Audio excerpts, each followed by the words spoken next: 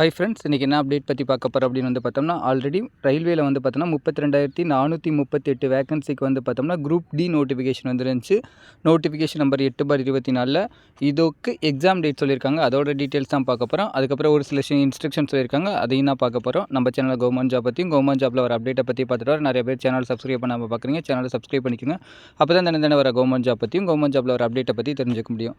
So இது வந்து பார்த்தோம்னா ரயில்வே ரெக்ரூட்மெண்ட் போர்டிலேருந்து வந்து பார்த்தோம்னா நமக்கு ஜாப் வந்துருந்துச்சு. மொத்தம் 32,438 வேகன்சி. இதுக்கு நம்ம அப்ளை பண்ணியிருப்போம்.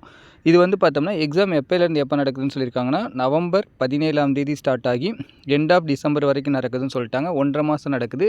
இதில் ஒரு சில இன்ஸ்ட்ரக்ஷன்லாம் கொடுத்துருக்காங்க. என்னென்ன கொடுத்துருக்காங்க அப்படின்னு வந்து பார்த்தோம்னா, ஃபஸ்ட் இன்ஸ்ட்ரக்ஷன் வந்து பார்த்தோம்னா ஃபார் எஸ்சி எஸ்டி கேண்டிடேட்டுக்கு இதில் வந்து என்ன சொல்லியிருக்காங்க அப்படின்னு வந்து பார்த்தோம்னா, downloading for travel authority SC ST கேண்டிடேட்டுக்கு வந்து பார்த்தோன்னா made live around 10 days period the exam டேட்னு சொல்லிட்டாங்க. 10 நாளைக்கு முன்னாடி வந்து பார்த்தோம்னா அவங்க டவுன்லோட் அத்தாரிட்டியை வந்து எஸ்சி எஸ்டி கேண்டிடேட் டவுன்லோட் பண்ணிக்கலாம் அப்படின்னு சொல்லிட்டாங்க.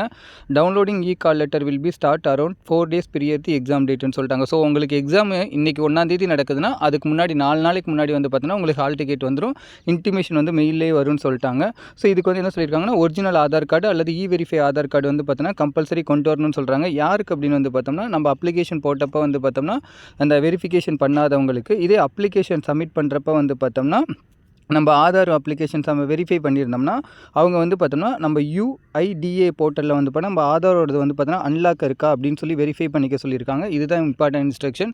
யாராவது நம்ம ஃப்ரெண்ட்ஸ் வந்து பார்த்தோன்னா RRB எக்ஸாமுக்கு அப்ளை பண்ணியிருந்தாங்கன்னா அவங்களுக்கு இந்த மாதிரி எக்ஸாம் நடக்க போகுதுன்னு சொல்லுங்கள். நிறைய பேருக்கு எக்ஸாம் டேட்டே தெரிய மாட்டேங்குது. ஸோ ஒரு ஷேர் பண்ணிட்டு இந்த மாதிரி எக்ஸாம் வந்துருச்சு, டேட் வந்துருச்சு அப்படின்னு மட்டும் சொல்லுங்கள். Thank you friends.